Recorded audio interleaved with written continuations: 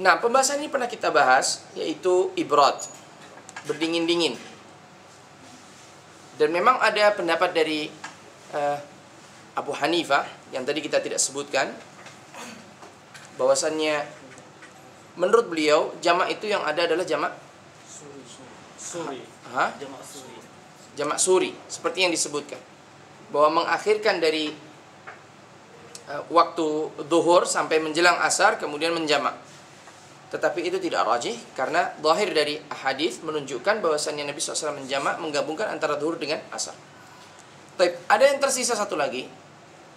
Di antara yang disebutkan oleh Imam Ahmad bahwasannya di antara sebab, tadi kan disebutkan bahwasannya apa? Di antara sebab jamak adalah karena apa? Sakit.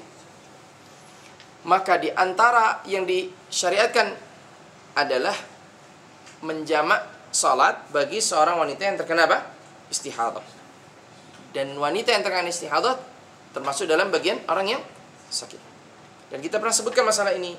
Seorang yang istihadah ada dua pilihan. Kalau dia ingin berwudu pada setiap salat, maka dia diizinkan untuk salat pada waktunya.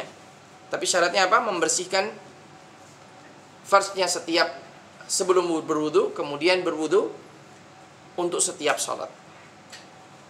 Pilihan yang kedua, dia mandi sebanyak berapa kali? 3 kali. Mandi pertama untuk sholat subuh, mandi kedua untuk sholat antara zuhur dan asar. Zuhur diakhirkan sampai menjelang asar, kemudian dijamak antara zuhur dengan asar. Kemudian yang ketiga adalah pada waktu maghrib dengan isya, mengakhiri waktu maghrib sampai menjelang isya, kemudian dijamak dengan isya. Ya. Wallahu taala a'lam. Baik, ada lagi yang lain?